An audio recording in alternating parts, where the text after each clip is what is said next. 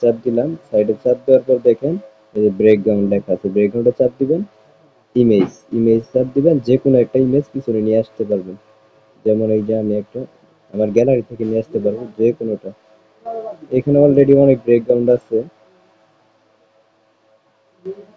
অনেক ব্রেকগ্রাউন্ড আছে এখানে।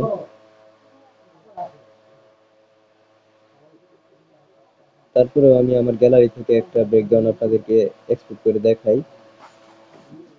এই যে দেখেন ইমেজ, এই যে গ্যালারিতে চলে গেলাম, গ্যালারিতে চলে গেলাম, এই দেখেন আমি আপাতত এই স্টারলিংকের এই ব্যাকগ্রাউন্ডটা দিলাম।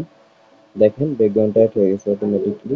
এখন চাইলে ছবিটার মেজারমেন্ট আপনারা মেরে নিতে পারবেন।